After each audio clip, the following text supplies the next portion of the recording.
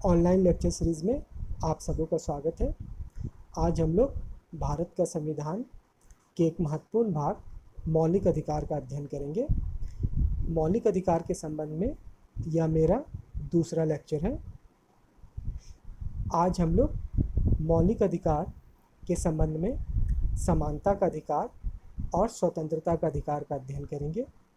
हम लोग देखेंगे हमारे संविधान के अनुच्छेद 14 से 22 तक इस संबंध में क्या प्रावधान किए गए हैं, संविधान में इन अधिकारों की व्याख्या किस रूप में की गई है, साथ ही संविधान में जो संशोधन किए गए हैं उनके पश्चात हमारे मौलिक अधिकारों की वर्तमान स्थिति क्या है, विभिन्न प्रतियोगी परीक्षाओं में इनके संबंध में कौन कौन से प्रश्न पूछे जा चुके हैं। इन सब बातों का अध्ययन आज हम लोग अपने लेक्चर में करेंगे। सबसे पहले हम लोग एक क्विक रिव्यू देखते हैं। लास्ट क्लास जो मौलिक अधिकार के संबंध में मेरा पहला लेक्चर था, उसमें हम लोगों ने क्या पढ़ा। हम लोगों ने देखा मौलिक अधिकार का अर्थ, मौलिक अधिकार की पृष्ठभूमि और संविधान में वर्णित मौलिक अधिकार अनुच्छेद 12 और 13 को। मौलिक अधिकार का अर्थ के संबंध में चार बातों को आपको ध्यान में रखना है। पहला, मौलिक अधिकार वैसे अधिकार होते हैं जो प्रत्येक नागरिक या व्यक्ति के व्यक्तित्व के विकास के लिए अति आवश्यक होते हैं। दूसरी, मौलिक अधिकार का प्रावधान हमारे संविधान में किया गया है। तीसरी, मौलिक अधिकार में संशोधन करने के लिए सरकार को संविधान में संशोधन करना पड़ता है, जो कि एक जटिल प्रक्रिया होती है। चौथा, मौलिक अधिकारों का हनन होने पर कोई भी नागरिक सुप्रीम कोर्ट या हाई कोर्ट की शरण में जा सकता है, क्योंकि मौलिक अधिकारों की रक्षा का दायित्व संविधान के द्वारा सुप्रीम कोर्ट और हाई कोर्ट को सौंपा गया है। उसके बाद फिर हम लोग देखते हैं इसकी पृष्ठभूमि के अंतर्गत मैग्ना कार्टा को। मैग्ना कार्टा के संबंध में क्वेश्चन पूछा जा चुका है। इसमें आपको इसका डेट को देखना है। इसमें डेट है 1215। ये क्या है? तो आज़ादी का एक महान चार्टर है जिसका व्यवहारिक मतलब है व्यवस्था पर कानून का शासन। ये लैटिन भाषा में लिखी गई है, या इंग्लैंड का एक कानूनी परिपत्र है, या इंग्लैंड के राजा और उनके सामंतों के बीच किया गया एक समझौता है। आप इसको देखिएगा। उसके बाद मौलिक अधिकारों की पृष्ठभूमि में संयुक्त राज्य अमेरिका का बिल ऑफ राइट्स का अध्ययन किया गया था। बिल ऑफ राइट्स का इम्पोर्टेंट इसलिए है क्योंकि हमारे जो देश का जो संविधान है उसकी प्रेरणा अमेरिका के संविधान से इस संबंध में ली गई है, जिससे हम लोग के मौलिक अधिकारों को हमारे देश के संविधान में शामिल किया गया है। तो बिल ऑफ राइट्स के संबंध में हम लोग देखते हैं कि अमेरिका का जब संविधान 1789 में लागू हुआ था, तो पहला जो 10 संशोधनों का जो समूह था वो इससे संबंधित था, जिसका उद्देश्य था अमेरिका के संविधान में नागरिकों के अधिकारों को शामिल किया जाना। आप इसके संबंध में लास्ट लेक्चर में देखिए। फिर है मौलिक अधिकार की पृष्ठभूमि में संयुक्त राष्ट्र संघ की महासभा द्वारा सार्वभौमिक मानव अधिकार की घोषणा, जो कि 10 दिसंबर 1948 को की गई थी। इसमें हम लोग देखेंगे जो ह्यूमन राइट्स के बारे में जो 30 अनुच्छेद का प्रावधान किया गया इसके अंतर्गत, उनमें से कई सारे अनुच्छेद हमारे देश के मौलिक अधिकार में भी शामिल हैं। साथ ही साथ 12 अक्टूबर 1993 को राष्ट्रीय मानवाधिकार की आयोग की स्थापना हमारे देश में की गई है। फिर आप लोग इसको भी देखिएगा लास्ट लेक्चर में कि भारतीय संविधान में जो वर्णित मौलिक अधिकार हैं उसका भाग 3 को मैग्ना कार्टा भी कहा जाता है। क्यों कहा जाता है? क्योंकि इसमें हमारे देश का मौलिक अधिकारों का उल्लेख है, इसलिए हमारे देश के संविधान के भाग 3 को मैग्ना कार्टा कहा जाता है। साथ ही साथ हम लोगों ने देखा था कि हमारे संविधान में 7 प्रकार के मौलिक अधिकारों का उल्लेख था, जिसमें से 44वें संशोधन 1978 के द्वारा संपत्ति के अधिकार को मौलिक अधिकार से हटाकर अब इसको साधारण अधिकार की सूची में संविधान के अनुच्छेद 301 के अंतर्गत शामिल कर दिया गया है। अब हम लोग आते हैं हमारे देश के संविधान में वर्णित मौलिक अधिकार। इसमें हम लोग आर्टिकल 12 और 13 को हम लोग डिस्कस कर चुके हैं लास्ट क्लास में, पर आज फिर एक बार करेंगे क्योंकि इनके बिना हम लोग फंडामेंटल राइट्स को समझ ही नहीं सकते। आर्टिकल 12 का इम्पोर्टेंट इसलिए है आप लोगों के लिए इम्पोर्टेंस क्योंकि आर्टिकल 12 में ही राज्य की परिभाषा दी गई है। और आप जब भी अपने मौलिक अधिकार को पढ़ेंगे आप देखेंगे बार बार राज्य शब्द का उल्लेख किया गया है। तो आपको ये जानना आपके लिए बहुत आवश्यक है कि राज्य का आखिर अभिप्राय क्या है। तो आर्टिकल 12 में ये स्पष्ट लिखा हुआ है कि राज्य के अंतर्गत भारत की सरकार, संसद, राज्यों में से प्रत्येक राज्य की सरकार, विधानमंडल, राज्य के क्षेत्र के अंतर्गत सरकार के नियंत्रण में जितने भी स्थानीय और अन्य प्राधिकारी हैं। तो राज्य का डेफिनेशन को आप इसको परिभाषा को आप आर्टिकल 12 से समझिए कि राज्य के अंतर्गत सरकार, संसद, राज्यों की सरकार, राज्यों के विधानमंडल और सरकार के नियंत्रण में जितने भी संस्थाएं हैं सभी राज्य के अंतर्गत आती है। ये आर्टिकल 12 को आपको समझना है, जो आगे आपको मौलिक अधिकार को समझने में आपके लिए काफ़ी उपयोगी रहेगा। फिर आर्टिकल 13 को मैंने पिछले क्लास में ही बताया था। ये बहुत महत्वपूर्ण है क्योंकि हमारा संविधान के जो दो अनुच्छेद हैं हमारे संविधान के, आर्टिकल 13 और 368 ये दोनों के बीच विरोधाभास है। और ये दोनों के बीच क्या विरोधाभास है वो हम लोग अभी समझेंगे। सबसे पहले आर्टिकल 13 को समझते हैं, फिर हम लोग आर्टिकल 368 पे भी चर्चा करेंगे। आर्टिकल 13 में क्या बताया गया है कि मूल अधिकारों से असंगत या उनका अल्पीकरण करने वाली विधि, मतलब वैसी कोई भी विधि जो कि आपके मौलिक अधिकार से असंगत हो, उससे विरोधाभास रखती हो या उसको अल्पीकरण मतलब उसको कम करती हो, इस संविधान के प्रारंभ से ठीक पहले भारत के राज्य क्षेत्र में प्रवृत्त सभी विधियाँ उस मात्रा तक शून्य होगी जिस तक वे इस भाग के उपबंधों से असंगत है। मतलब आर्टिकल 13 में ये बता दिया गया है कि संविधान का जो भाग 3 है जिसमें आपके मौलिक अधिकारों का वर्णन किया गया है, उससे असंगत या वैसी कोई भी विधि जो मौलिक अधिकारों से विरोधाभास रखती है या फिर मौलिक अधिकारों को अल्प करती है, कम करती है, तो वो विधि जो है वो उस हद तक शून्य हो जाएगी जिस हद तक वो आपके मौलिक अधिकारों का हनन करती हो।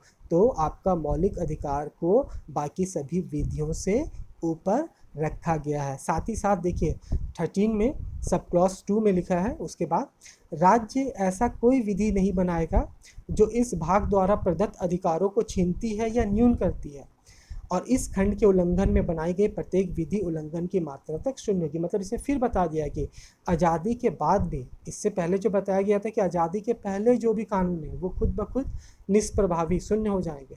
अब साथ ही साथ ये भी बताया जा रहा है कि सरकार भी यदि कोई कानून बना दे इस संबंध में तो भी वो उस मात्रा तक शून्य हो जाएगी जिस मात्रा तक वो मौलिक अधिकारों का हनन करती है। मतलब आपके मौलिक अधिकारों का हनन करने के संबंध में कोई भी विधि, चाहे वो सरकार के द्वारा ही क्यों ना बनाई गई हो, खुद ब खुद शून्य हो जाएगी, निष्प्रभावी हो जाएगी।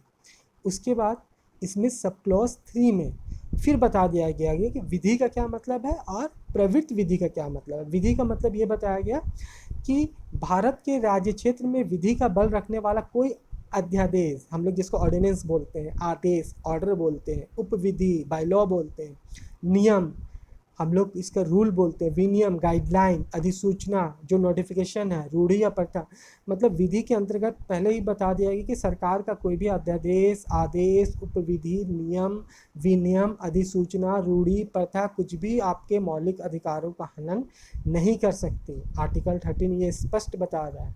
प्रवृत्त विधि के अंतर्गत भारत के राज्य क्षेत्र में किसी विधानमंडल या अन्य सक्षम पदाधिकारी द्वारा इस संविधान के प्रारंभ से पहले पारित या बनाई गई विधि जो पहले से ही निश्चित नहीं कर दी गई है, चाहे ऐसा कोई विधि या उसका कोई भाग उस समय पुण्यता या विशिष्ट क्षेत्रों में परिवर्तन में नहीं। कहने का मतलब फिर यही बता दिया गया कि कोई भी प्रविधि खुद ब खुद शून्य होगा जो आपके मौलिक अधिकारों का हनन करता होगा। फिर देखिए अब आर्टिकल 13 में जैसे मैंने कहा था कि हमारे मौलिक अधिकारों में कहाँ कहाँ संशोधन हुआ है आपको देखना। तो देखिए आर्टिकल 13 में यहाँ पे आपको थोड़ा सा हम देख रहे हैं, देखिए आप ध्यान दीजिएगा कि संविधान का 24 अमेंडमेंट हुआ, कब हुआ? 71 में, 1971 में संविधान का 24th अमेंडमेंट हुआ। और एक सबसे पहला संशोधन देखिए यहाँ पे आर्टिकल 13 में यही कर दिया गया कि इस अनुच्छेद की कोई बात अनुच्छेद 368 के अधीन किए गए संविधान के किसी संशोधन को लागू नहीं होगी। मतलब सरकार ने अपनी शक्तियों का प्रयोग करते हुए संसद के माध्यम से एक संशोधन लाया और कह दिया कि आर्टिकल 368 के अंतर्गत हम लोग जो भी संशोधन कर देंगे उसको आप आर्टिकल 13 में जो बात बताई गई है उसके आधार पे कोर्ट को चैलेंज नहीं कर सकते। मतलब आर्टिकल 13 जो कि आपके फंडामेंटल राइट्स को बाकी सारे नियम से, बाकी सारे कानून से ऊपर बता रहा था, सरकार ने 368 के द्वारा इसमें ही संशोधन कर दिया, आर्टिकल 13 में ही संशोधन कर दिया गया। तो सोचिए आर्टिकल 13 का क्या इम्पोर्टेंस है, क्योंकि सरकार को इस आर्टिकल के कारण बहुत सारे नियमों और कानूनों को बनाने पर कोर्ट में मामले का सामना करना पड़ता है, जो कि आर्टिकल 13 के आधार पर किसी भी नागरिकों के द्वारा सरकार के द्वारा बनाए गए कानूनों को इस आधार पर चैलेंज कर दिया जाता था कि सरकार के द्वारा बनाया गया ये कानून उनके मौलिक अधिकार का हनन कर रही है। उसके बाद हाँ, इस लेक्चर सीरीज़ में हम लोग भारत के संविधान के संबंध में लगभग 100 से ज़्यादा भी हम लोग इसके संबंध में हम लोग लेक्चर को देख सकते हैं, और जो कि सभी प्रतियोगिता परीक्षा के लिए काफ़ी उपयोगी होगा। इसलिए ये बिल्कुल फ्री चैनल है, आप इसको सब्सक्राइब कर सकते हैं। अब हम लोग आज देखते हैं कि समानता का अधिकार, जो कि हमारा मौलिक अधिकार में अनुच्छेद 14 से 18 के अंतर्गत बताया गया है। इसमें जनरली हम लोग आर्टिकल 14 में ये पढ़ लेते हैं कानून के समझ समानता। हम लोग को संविधान के अनुच्छेद 14 में ये बताया गया है कि कानून के समझ सभी व्यक्ति समान है। पर आप आर्टिकल 14 को जब आप ध्यान से देखेंगे तो देखिए इसमें क्या क्या बातें बताई गई है। पहला, राज्य शब्द, जैसे कि मैंने कहा था कि आर्टिकल 12 को पढ़िए, राज्य क्या है, ये आर्टिकल 12 में बहुत अच्छा से लिखा है। राज्य भारत के राज्य क्षेत्र में किसी व्यक्ति को विधि के समझ समता से या विधियों के समान संरक्षण से वंचित नहीं करेगा। विधि का क्या मतलब है ये भी पहले बताया गया है। उसके बाद यहाँ व्यक्ति शब्द का प्रयोग है, नागरिक शब्द का प्रयोग नहीं है। व्यक्ति का मतलब हो गया कि कोई भी व्यक्ति, विदेशी भी हो सकता है, भारत का नागरिक भी हो सकता है, इसलिए आपको हर एक शब्द पे ध्यान देना। उसके बाद जो सबसे इम्पोर्टेंट है, विधि के समझ समता या विधियों के समान संरक्षण। मैंने जब संविधान के स्रोत के बारे में जब मैंने अपना लेक्चर लिया था तो उसमें मैंने कहा था कि विधि के समझ समता और विधियों के समान संरक्षण में क्या अंतर है, इसको मैं फंडामेंटल राइट्स का जब लेक्चर लूँगा तो उसको अच्छा से मैं आपको इसके बारे में बताऊंगा। तो आप देखिए, विधि के समझ समता और विधियों के समान संरक्षण दोनों अलग अलग वाक्यांश हैं और दोनों अलग अलग देशों के संविधान से या वहाँ की शासन व्यवस्था से लिए गए हैं। विधि के समझ समता जो है वो ब्रिटेन से ली गई है, विधियों के समान संरक्षण जो है ये वाक्यांश अमेरिका से लिया गया। दोनों का अंतर क्या है दोनों के अर्थों में? विधि के समझ समता का अभिप्राय है कि कानून के समझ हर एक व्यक्ति जो है वो समान है, रूल ऑफ लॉ, कानून का शासन, कोई भी व्यक्ति कानून के ऊपर नहीं है, ये ब्रिटेन से लिया गया है। पर विधियों का समान संरक्षण का मतलब है कि आपको equal protection of the laws, आपको कानून के द्वारा जो संरक्षण प्राप्त है, जो संरक्षण आपको विधि ने प्रदान किया है, उस संरक्षण से भी आपको वंचित नहीं किया जा सकता है। जैसे कि एक एग्जांपल है, जब कोई सैनिक या जब कोई पुलिस अपने ड्यूटी या अपने कर्तव्यों को निर्वाह करते हुए किसी की हत्या करता है तो उसको कानून द्वारा संरक्षण है, इसके कारण उसको वो सज़ा नहीं मिलेगी जो सज़ा आपको या मुझे किसी व्यक्ति की हत्या करने पर मिलती है। तो विधि द्वारा उसको संरक्षण प्राप्त है। आप अभी रिसेंट आप केस देखिए निर्भया कांड में, बाकी आरोपियों को सज़ा हुआ, फांसी का सज़ा हुआ, पर एक को नहीं हुआ, वो बहुत पहले ही छोड़ गया था। क्यों? क्योंकि उसको विधियों का संरक्षण प्राप्त था। हमारे कानून में के द्वारा उसको एक संरक्षण मिला हुआ था कि वो अगर बालक था तो उसके लिए एक अलग कानून बनी थी, जिसके कारण उसको वो सज़ा नहीं मिला जो सज़ा एक वयस्क को मिला उसी अपराध के लिए जिस अपराध को उसने भी उनके साथ किया था। विधियों के संरक्षण के कारण ही निर्भया कांड में 7 साल लग गया दोषियों को फांसी पे चढ़ाने में। क्यों?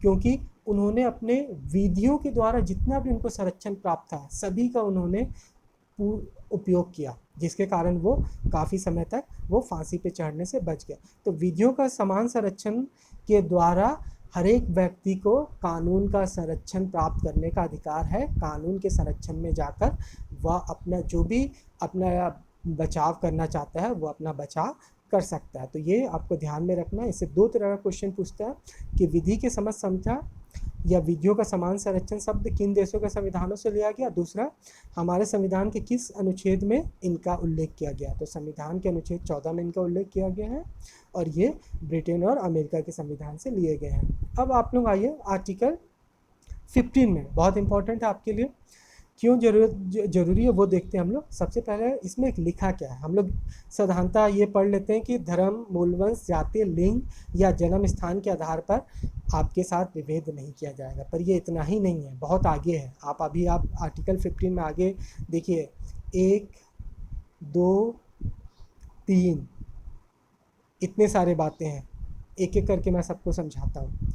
देखिए, सबसे पहले सब क्लॉज 1 में क्या लिखा है 15 का, राज्य किसी नागरिक के विरुद्ध केवल धर्म, मूलवंश, जाति, लिंग, जन्म स्थान या इनमें से किसी के आधार पर कोई विभेद नहीं करेगा। आपको हर एक शब्द को ध्यान रखना। आर्टिकल 15 में कौन सा शब्द इस्तेमाल है, धर्म, मूलवंश, जाति, लिंग या जन्म स्थान। 1, 2, 3, 4, 5 हर एक शब्द को ध्यान रखिए। क्वेश्चन पूछा है इससे कौन से शब्द का इस्तेमाल है, कौन कौन सा आर्टिकल 15 में इनमें से किन किन शब्दों का उल्लेख किया गया, इसलिए ध्यान दीजिएगा।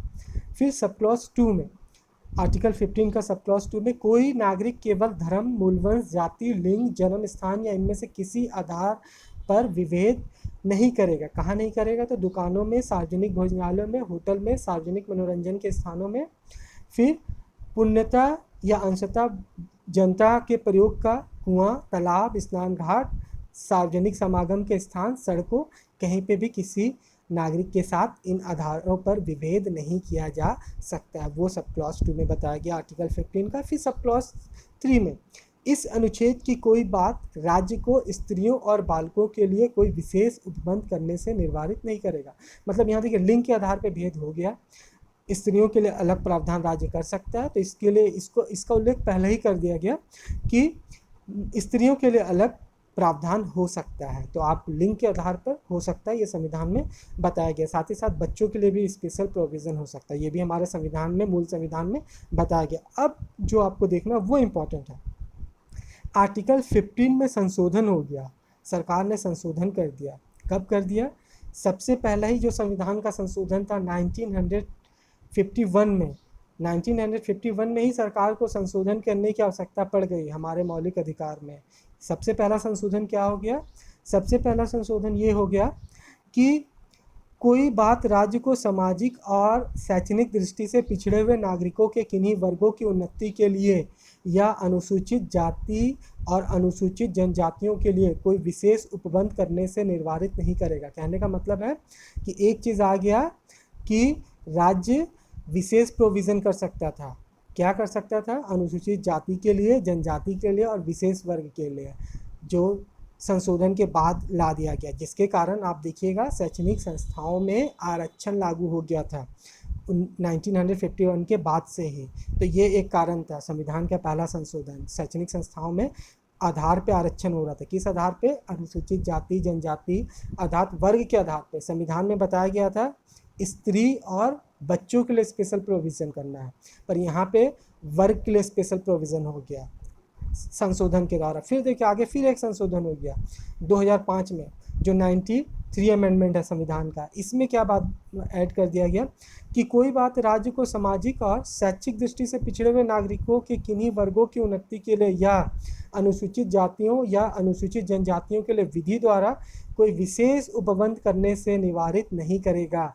मतलब आर्टिकल 19 और आर्टिकल 30 में जो आपका मौलिक अधिकार था उनको भी यहाँ पे सीमित किया गया इस संशोधन के द्वारा, और कह दिया गया कि सिर्फ अल्पसंख्यक का जो शिक्षण संस्थान है उसको छोड़ दिया जाएगा, पर इसके बाद जो भी प्राइवेट संस्थान भी होंगे शिक्षण के, प्राइवेट संस्थाएं भी जो होगी सरकारी संस्थाओं के साथ, उनमें भी आरक्षण हो जाएगा इनके लिए। तो आपको यहाँ पे देखना है कि प्राइवेट शिक्षण संस्थानों में जो आरक्षण है वो किस संशोधन के द्वारा लाया गया, तो 93 अमेंडमेंट के द्वारा 2005 में लाया गया। और किस आर्टिकल को प्रभावित करता है ये संशोधन? तो ये संशोधन हमारा आर्टिकल 15 को प्रभावित करता है। तो आपको 2 क्वेश्चन इसमें से बनेगा, कब लाया गया ये जो संशोधन है, और किस अनुच्छेद को प्रभावित किया, और इसकी प्रभाव क्या थी? तो प्राइवेट शिक्षण संस्थानों में भी आरक्षण लागू हो गया। उसके बाद आप देखिए फिर एक आरक्षण है आर्टिकल 15 में ही। आर्टिकल 15 में कितना सारा आप देखिएगा कि संशोधन के बाद आरक्षण को शामिल कर दिया गया। अब देखिए जो एकदम लेटेस्ट है, आप ये संशोधन देखिए 103 अमेंडमेंट है संविधान का, जो कि 2019 में लेटेस्ट है, जिसमें आप पेपर का हेडलाइन में आप देखे होंगे कि संविधान के द्वारा सवर्णों का के लिए 10% का आरक्षण, सवर्णों के लिए नहीं था, यहाँ स्पष्ट लिखा हुआ था आर्थिक रूप से दुर्बल वर्ग, मतलब वैसे व्यक्ति जो इकोनॉमिकल वीकर हैं। और दुर्बल वर्ग कौन होंगे, तो उसके बारे में भी बता दिया था कि राज्य डिफाइन करेगा, राज्य द्वारा कुटुंब की आय, मतलब आपके परिवार की आय और आर्थिक अलाभ के अन्य सूचकों के आधार पर समय समय पर अधिसूचित किए जाएगी। मतलब राज्य बताएगा अलग अलग समय में कि कौन व्यक्ति जो है वो वीकर सेक्शन में आएंगे, आर्थिक रूप से दुर्बल वर्ग में आएंगे। आपको पता है कि इसके द्वारा क्या प्रावधान था? इसके द्वारा यह प्रावधान कर दिया गया था कि 10% जो है आरक्षण, पहले से ऑलरेडी 50% आरक्षण था, उसमें और 10% जो है आरक्षण वो वीकर सेक्शन के लिए, जो इकोनॉमिकल वीकर हैं, आर्थिक रूप से जो दुर्बल हैं, उनके लिए कर दिया गया। देखिए इसमें शब्दों को ध्यान दीजिए, यहाँ पे लिखा हुआ है कि नागरिकों के आर्थिक रूप से दुर्बल किन्हीं वर्गों की उन्नति के लिए कोई विशेष उपबंध करने से निवारित नहीं करेगी। और इसके अंतर्गत आरक्षण जो पहले से विद्यमान है के अतिरिक्त तथा प्रत्येक प्रवर्ग में कुल स्थानों के अधिकतम, मतलब मैक्सिमम 10% तक आरक्षण हो सकता है। मतलब 10% तक आरक्षण दिया जा सकता है, 10% ही देंगे ऐसा नहीं, 10% तक दिया जा सकता है। मैक्सिमम 10% वीकर सेक्शन को आरक्षण मिलेगा शैक्षणिक संस्थाओं में। तो ये आर्टिकल 15 में कितना संशोधन हो गया? एक हम लोग यहाँ देख लिए 103, फिर हम लोग इधर देख लिए पहला संशोधन 1951, और फिर हम लोग देख लिए 2005 का 93 अमेंडमेंट। तो ये देखिए ये 15 में इतना सारा संशोधन है। अब आर्टिकल 16 क्यों ज़रूरत है? इसको जानना इसलिए हम लोग के लिए ज़रूरी है क्योंकि हम लोग देखते हैं कि जितने भी सरकारी जो जॉब हम लोग देखते हैं, वैकेंसी जो आती है, वो अब भी आप देखिएगा सारा वैकेंसी का कोर्ट में चैलेंज हो जाता है। क्यों चैलेंज हो जाता है? जब आप आर्टिकल 16 को अगर आप अच्छी तरीक़ा से आप समझेंगे तो आपको पता चल जाएगा कि सारा गवर्नमेंट जॉब आजकल कोर्ट में चैलेंज आखिर होता क्यों है। तो सबसे पहले आर्टिकल 16 में संविधान में क्या प्रोविज़न है उसको देखते हैं, उसके बाद फिर हम लोग देखेंगे कि संशोधन क्या हुआ, और फिर देखेंगे कि वो कोर्ट में क्यों चैलेंज होता है, और फिर देखेंगे कि इससे इम्पोर्टेंस इसके क्या क्या क्वेश्चन आ सकता है। तो आर्टिकल 16 में क्या लिखा? आर्टिकल 16 में जनरली हम लोग पढ़े हैं हमेशा, लोग नियोजन के विषय में अवसर की समानता, मतलब प्रत्येक नागरिक को सरकारी नौकरी में जाने का समान अवसर प्राप्त होगा। पर आप देखेंगे ऐसा नहीं होता है। हर एक सरकारें अलग अलग समय में कहती है कि हम सिर्फ अपने ही यहाँ निवास करने वाले लोगों को ही नौकरी में 100% आरक्षण दे देंगे, जिसके कारण हमेशा मामला कोर्ट में जाता है। देखिए इसमें लिखा क्या था वो आप देखिए, संविधान में क्या लिखा हुआ है, साफ साफ लिखा है, राज्य के अधीन किसी पद पर नियोजन या नियुक्ति से संबंधित विषयों में सभी नागरिकों के लिए अवसर की समता होगी। राज्य के अधीन किसी नियोजन या पद के संबंध में केवल धर्म, मूलवंश, जाति, लिंग, उद्भव, जन्म स्थान, निवास या इनमें से किसी आधार पर ना तो कोई नागरिक अपात्र होगा, ना ही कोई विभेद किया जाएगा। देखिए पहले जो था वो 5 शब्द मेंशन था, धर्म था, मूलवंश था, जाति था, लिंग था, जन्म स्थान था। आर्टिकल 16 में और 2 चीज़ जोड़ दिया गया, उद्भव और निवास। अब आप देखिए आर्टिकल 16 में आपको हर एक शब्द को ध्यान रखना है। आर्टिकल 15 में किन शब्दों का इस्तेमाल था, आर्टिकल 16 में किन शब्दों का इस्तेमाल है, आपको इसको ध्यान में रखना है। ये साफ साफ बता दिएगा। बस आगे ये फिर बताया गया संविधान में, इस अनुच्छेद की कोई बात संसद को कोई विशेष विधि बनाने से निवारित नहीं करेगी। मतलब संसद कोई विशेष विधि बना सकता है। संविधान में संशोधन कर दिया गया, कब संशोधन किया गया? 7वां संशोधन 1956 में। और ये जोड़ दिया गया कि किसी राज्य या संघ राज्य क्षेत्र की सरकारें के या उससे किसी स्थानीय या अन्य प्राधिकारी के अधीन वाले किसी वर्ग या वर्गों के पद पर नियोजन या नियुक्ति के संबंध में ऐसे नियोजन या नियुक्ति से पहले उस राज्य या संघ राज्य क्षेत्र के भीतर निवास विषयक कोई अपेक्षा विहित करती है। आर्टिकल 15 में देखिए लिंग के आधार पर महिलाओं को विशेष व्यवस्था हो सकता है। आर्टिकल 16 में बताया गया कि निवास के स्थान पे विशेष व्यवस्था हो सकता है, जिसके कारण आप देखिएगा पॉलिटिकल पार्टी अक्सर बोलती है कि हम 100% आरक्षण दे देंगे। पर सुप्रीम कोर्ट का एक जजमेंट था इंदिरा साहनी केस में कि वो 50% का 50% अधिकतम आरक्षण का एक कैप लगा दिया है। उससे आगे अगर आरक्षण होता है तो सुप्रीम कोर्ट अक्सर वैसा सारा प्रावधान को हमेशा से सुप्रीम कोर्ट द्वारा रद्द कर दिया गया। बहुत सारा सरकारी जॉब जो है इसके कारण चला गया। तो आपको इनको ध्यान में रखना। आर्टिकल 16 में ये संशोधन के द्वारा निवास स्थान संबंधी एक व्यवस्था करने का प्रावधान कर दिया गया था। फिर देखिए आर्टिकल 16 में और कितने सारे संशोधन हो गए। संशोधन बहुत हुआ आर्टिकल 16 में, क्यों? क्योंकि ये आपका सरकारी नौकरी पाने का अधिकार था, इसके कारण इसमें बहुत सारा संशोधन हुआ, क्योंकि ये एक बहुत बड़ा पॉलिटिकल इशू है सभी पॉलिटिकल पार्टियों के लिए, इसलिए इसमें ज़्यादा संशोधन है। फिर देखिए संविधान में अमेंडमेंट हुआ 1995 में, फिर 2001 में, फिर 2000 में, मतलब 3 संशोधन आप इसको देखिए संविधान में इसमें हो गया। क्या क्या चीज़ों को शामिल कर दिया गया? जैसे कि संविधान में लिखा था, इस अनुच्छेद की कोई बात राज्य को पिछड़े हुए नागरिकों के किसी वर्ग के पक्ष में जिनका प्रतिनिधित्व राज्य की राय में राज्य के अधीन सेवाओं में पर्याप्त नहीं है, नियुक्तियों या पदों के आरक्षण के लिए उपबंध करने से निवारित नहीं करेगा। मतलब इसमें बताया गया था कि राज्य उनके लिए आरक्षण कर सकती है जो नागरिक पिछड़े हुए हैं, ठीक है, किसी वर्ग का पिछड़ा हुआ नागरिक है वो उसके लिए आरक्षण कर सकता है, पर कितना कर सकता है इसका उल्लेख संविधान में नहीं किया गया है, जिसके कारण सरकारें 100% तक आरक्षण करने का दावा करती है। अब देखिए कि फिर 14 में संशोधन, आर्टिकल 16 में संशोधन करते हुए शामिल कर दिया गया कि राज्य को अनुसूचित जाति और अनुसूचित जनजातियों के पक्ष में जिनका प्रतिनिधित्व राज्य की राय में राज्य के अधीन सेवाओं में पर्याप्त नहीं है, राज्य के अधीन सेवाओं में, और एक संशोधन है किसी वर्ग या वर्गों के पदों पर परिणामिक जो आपका जो आप देखेंगे, और एक चीज़ प्रमोशन में रिजर्वेशन और आपका एक सीनियरिटी में रिजर्वेशन, ये भी आपको शामिल कर दिया गया था आर्टिकल 16 में। किसके द्वारा? संशोधन के द्वारा। यहाँ पे आपको साफ देखने को मिल जा रहा है प्रमोशन जो था में जो रिजर्वेशन का जो कॉन्सेप्ट था और जो आपका सीनियरिटी में रिजर्वेशन का कॉन्सेप्ट था, ये आर्टिकल 16 में कैसे ला दिया गया? तो संशोधन के द्वारा ला दिया गया, जिसका उल्लेख देखिए हम यहाँ पे किए हुए संशोधन में लाया गया। फिर इस अनुच्छेद की कोई बात राज्य को किसी वर्ग में किन्हीं न किन्हीं भरी हुई ऐसी रिक्तियों का, मतलब इसमें देखिए और एक चीज़ हम लोग देखते हैं जो बैकलॉग का जो प्रोविज़न है, जो हम लोग देखते हैं कि अगर वैकेंसी निकला और ये किसी वर्ग का वैकेंसी खाली रह गया तो फिर वो वैकेंसी अगले बार जो नियुक्तियां होती है उसमें बैकलॉग के रूप में उसको रख लिया जाता है और उसी वर्ग के लोगों को उसमें मौका मिलता है। तो ये भी प्रोविज़न आर्टिकल 16 में संविधान के संशोधन से शामिल कर दिया गया। तो आपको फिर देखिए आर्टिकल 16 में कितना सारा संशोधन जो है वो हो गया था। तो आर्टिकल 16 में आगे भी संशोधन है, अभी बहुत संशोधन है, क्योंकि ये आपके गवर्नमेंट जॉब के संबंध में था इसलिए। फिर देखिए इसमें और एक संशोधन देखिए, इसमें ये बताया गया, मूल संविधान में तो ये बताया गया था कि कोई बात किसी ऐसी विधि के प्रवर्तन पर प्रभाव नहीं डालेगी जो यह उपबंध करती है कि किसी धार्मिक या सांप्रदायिक संस्था के कार्यकलाप से संबंधित कोई पदधारी या उससे शासी निकाय का कोई सदस्य किसी विशिष्ट धर्म को मानने वाला विशिष्ट संप्रदाय का ही हो। मतलब वैसी व्यवस्था जो किसी खास धर्म से संबंधित है तो उस धर्म से संबंधित व्यक्ति ही उसमें उसके लिए चुने जाएंगे, इसमें ये संविधान में बोल दिया गया था। तो ये ठीक है अपनी जगह में। फिर देखिए आर्टिकल 16 में और एक संशोधन लेटेस्ट किया गया जो उसको हम लोग 103 अमेंडमेंट बोलते हैं 2019 का।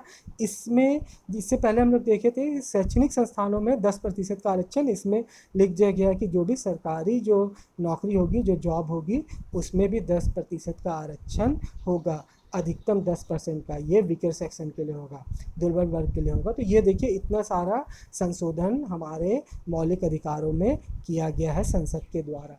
अब आते हैं हम लोग आर्टिकल 17, अस्पृश्यता का अंत, छुआछूत का अंत। ये बहुत ज़रूरी था। ये हम लोग देखते थे जब हमारा देश का संविधान लागू हुआ था, उस समय काफ़ी समय तक ये एक था हमारे समाज की कुरीति जिसमें छुआछूत थी। तो इसका अंत संविधान के अनुच्छेद 17 के द्वारा किया गया। सरकार ने इसके संबंध में कानून भी बनाया था 1955 में, जिसका नाम था अस्पृश्यता अपराध अधिनियम, जिसका नाम बदल दिया गया 1976 में। अब इसका नाम हो गया नागरिक अधिकारों की रक्षा अधिनियम 1955। इसके तहत अगर आप दोषी पाए जाते हैं तो 6 माह का कारावास या 500 रुपये का दंड या दोनों हो सकता है।